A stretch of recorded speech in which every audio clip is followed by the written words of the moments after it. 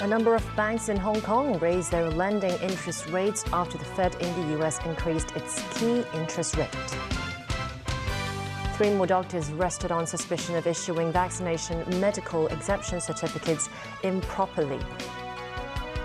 And protests in major Russian cities against Putin's partial mobilization order.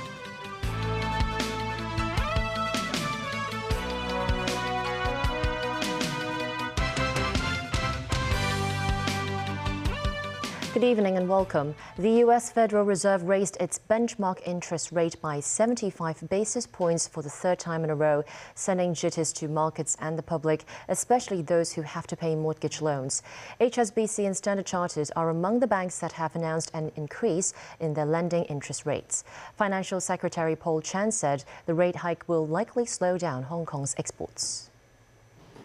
The Hong Kong Monetary Authority today adjusted the base rate upwards by 75 basis points to 3.5%, adding the decision from the U.S. Federal Reserve was expected. Coupled with factors such as geopolitical risk, COVID development, high inflation and slowing economic growth, the global macro environment is becoming increasingly complex.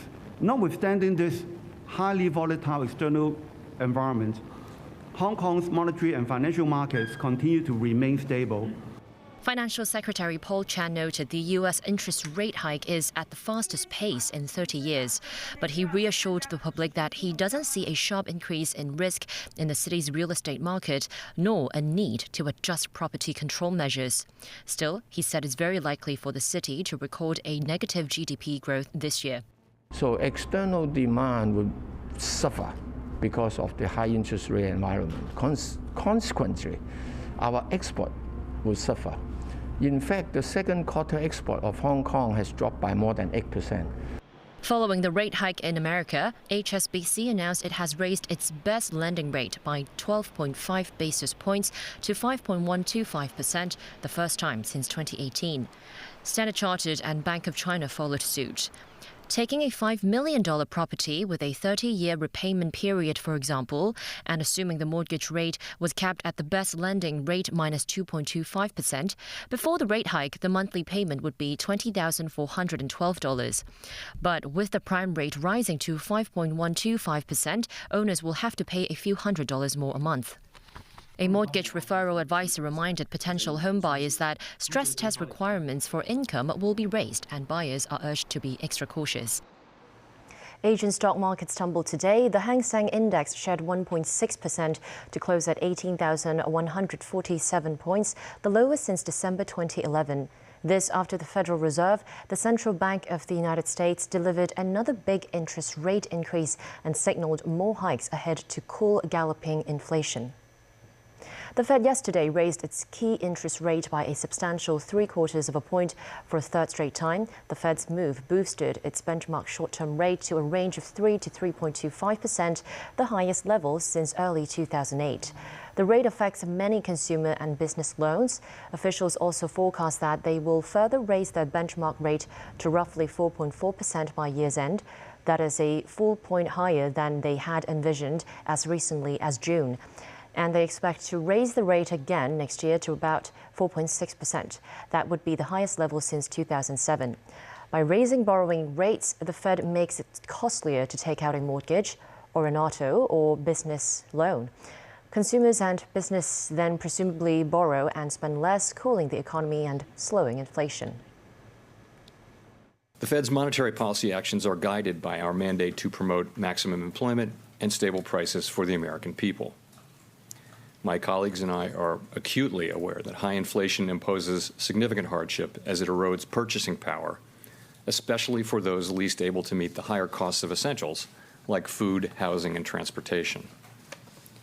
We are highly attentive to the risks that high inflation poses to both sides of our mandate, and we are strongly committed to returning inflation to our 2% objective.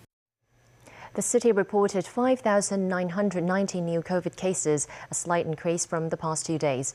All but about 160 infections were locally transmitted. Meanwhile, 17 more COVID patients died. With the epidemic situation stabilizing, the city's health chief says there could be more room to relax quarantine arrangements for inbound travelers when public hospital services largely resume. Jackie Lin tells us more. For the third consecutive day, the city's daily COVID caseload stayed below 6,000, but the tally is inching towards that level. An 87-year-old patient at the Caritas Medical Center tested positive on Monday. Later, 6 of her wardmates at the orthopedics and traumatology department and 6 workers there also came down with the virus. Some 500 schools reported infections involving more than 740 cases. 18 schools have to suspend in-person lessons for 1 week for classes with multiple infections. Cases involving the Omicron BA.5 subvariant take up nearly 80% of the infections, but the growth rate has slowed. Authorities pointed to an obvious downward overall trend since September 8th, when there were more than 10,000 cases a day. The 7-day roving average is registering a steady decline. This has been going on for about a fortnight now, so it is pretty obvious now that the peak is really over. With that, public hospitals are taking steps to gradually resume normal operations for non-emergency services. When asked about the roadmap to the so-called 0+7 policy that removes hotel quarantine requirements for inbound travelers, Secretary for Health Lo Chung-Mao says options of 0+3 or even 0+0 will be on the table. The government is considering every option to try to improve our economic activities as well as our connection with the international world. So we are considering the logistics, and at the right time we will make the announcement with every details. He added that quarantine-free arrangements will be more feasible when the city's public hospital services return to 80% of their normal operation capacity. Jackie Lin, TVB News. New developments have emerged from the false COVID-19 vaccination medical exemption certificate scandal. Another 3 doctors were arrested for allegedly issuing the certificates improperly. One of the doctors was suspected to have sold over 6,000 exemption certificates. This as 8 other suspects were arrested by the police for purchasing the false certificates. Timothy Lee tells us more.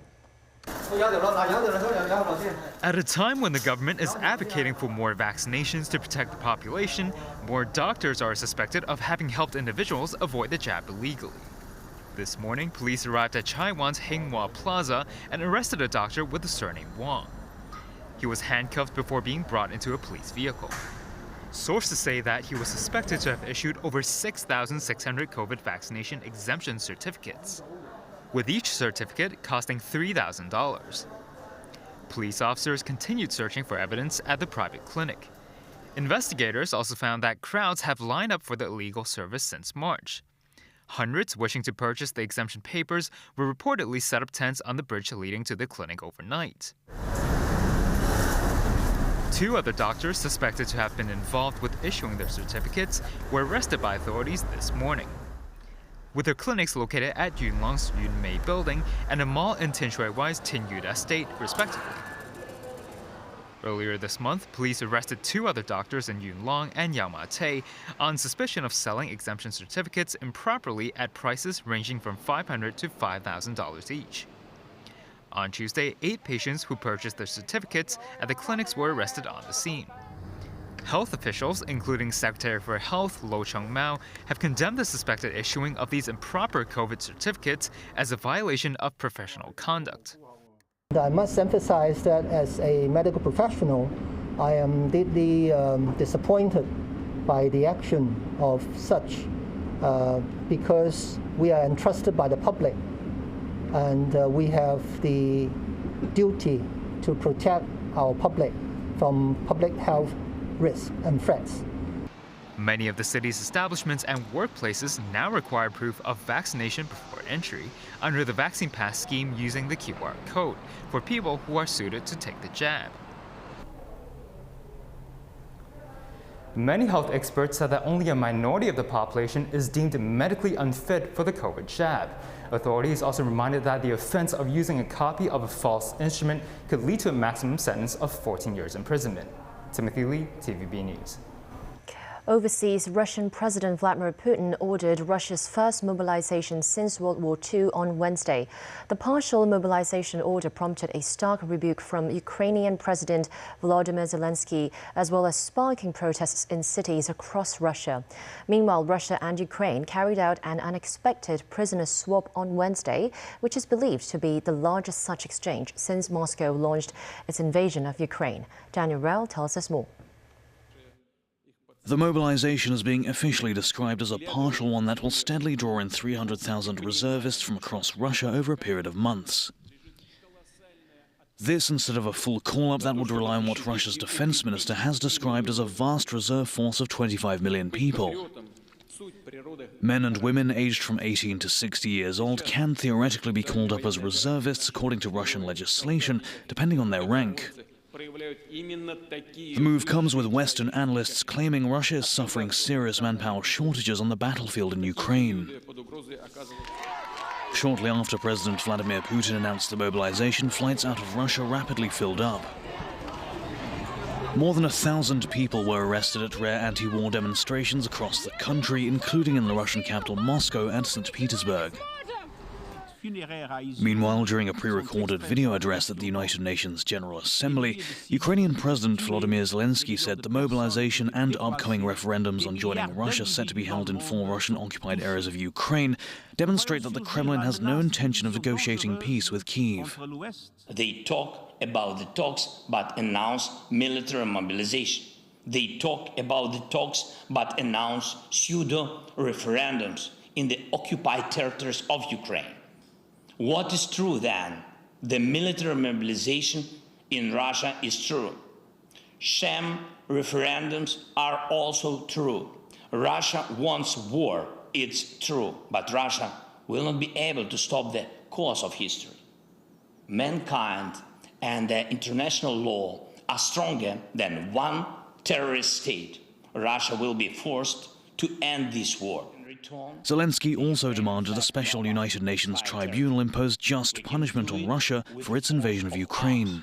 But we need time. That would include financial penalties and stripping Moscow of its veto power in the UN Security Council. Zelensky laid out what he said were 5 non-negotiable conditions for peace. These included punishment for Russian aggression, restoration of Ukraine's security and territorial integrity, and security guarantees. Many delegates at the UN gave Zelensky a standing ovation at the end of his speech. The Russian delegation remained seated. The 68-year-old oligarch escaped from house arrest in Ukraine several days before Russia's invasion, but was recaptured in April. Daniel Rell, TVB News. At the United Nations General Assembly in New York Wednesday, U.S. President Joe Biden rebuked Russia for its escalating nuclear threats. This after Russian President Vladimir Putin announced he would not hesitate to use nuclear weapons to protect Russian territory. Tracy Furness reports. Delivering a forceful condemnation of Russia's 7-month invasion of Ukraine, U.S. President Biden said reports against Russian abuses against civilians and its efforts to erase Ukraine and its culture should make your blood run cold. Biden rebuked Russia for its escalating nuclear threats and Putin's partial mobilization to call up 300,000 reservists, a signal the Russian leader will stop at nothing to halt the Ukrainian counter-offensive. Just today, President Putin has made overt nuclear threats against Europe and a reckless disregard for the responsibilities of the non-proliferation regime. Now, Russia's calling up more soldiers to join the fight, and the Kremlin is organizing a sham referenda to try to annex parts of Ukraine, an extremely significant violation of the UN Charter. This world should see these outrageous acts for what they are. Putin claims he had to act because Russia was threatened. But no one threatened Russia, and no one other than Russia sought conflict. And British Prime Minister Liz Truss accused the Russian president of making a desperate attempt to justify his catastrophic failure in Ukraine. This morning, we have seen Putin trying to justify his catastrophic failures. He's doubling down by sending even more reservists to a terrible fate. He's desperately trying to claim the mantle of democracy for a regime without human rights or freedoms. And he's making yet more bogus claims and saber-rattling threats. This will not work. The international alliance is strong, and Ukraine is strong. Speaking on the sidelines of the UN General Assembly, French President Emmanuel Macron criticized Putin's decision to declare partial military mobilization over the Ukraine war, saying it would further isolate Moscow. Very necessary. Very necessary. Meanwhile, Chinese Foreign Minister Wang Yi met his Russian counterpart Sergei Lavrov on the sidelines of the UN event. Wang said Beijing would stick to an objective and fair position and called for dialogue to peacefully resolve the crisis. Tracy Furness, TVB News. Still to come on tonight's news.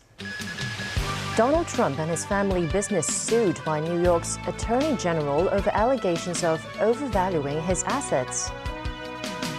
A fatal traffic accident in Changsha involving a cement mixer truck and a school bus.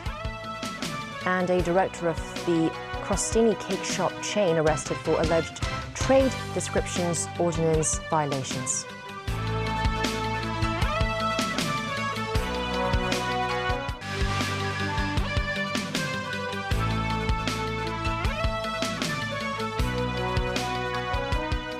Welcome back to TVB News. Donald Trump, his family business, and 3 of his adult children were sued on Wednesday by New York's Attorney General. They are accused of overvaluing the former U.S. president's assets and net worth through a decade of lies to banks and insurers.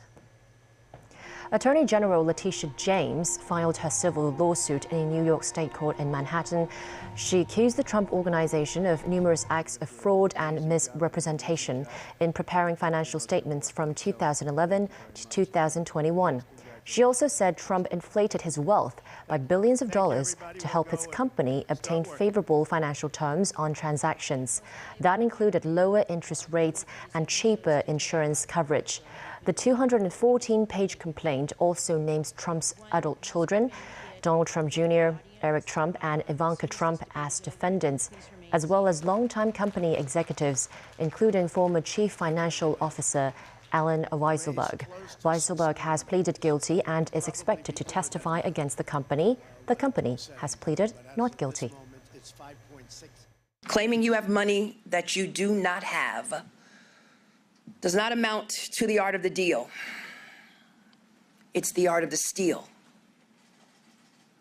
And there cannot be different rules for different people in this country or in this state. And former presidents are no different. Back locally, a cement mixer truck fell from a bridge today onto the road below in Changsha. A school bus failed to stop in time and crashed into the truck, with 4 people suffering light injuries. The truck driver died after he was sent to hospital. The accident happened around noon today. The truck was traveling on Changsha Highway before the driver lost control of his vehicle, which then fell off the bridge onto Lin Cheng Road below. A school bus was on its way to Chimsha when it plowed into the cement mixer truck. The vehicle was not carrying any students at the time. Footage shows that both the front of the cement mixer truck and the curb of the bridge was severely damaged. Customs officers have arrested a director of a cake shop chain, Crostini, on suspicion of violating the Trade Descriptions Ordinance. It comes a week after Crostini shut down all its stores, leaving customers with prepaid cake coupons they now cannot redeem. Customs said it has received over 100 reports about the shop involving 5,300 vouchers and coupons worth over $250,000. A customer paid $17,000 in one deal alone. The 55-year-old director, surnamed Wong, is now out on bail. That's the news. Thanks for watching.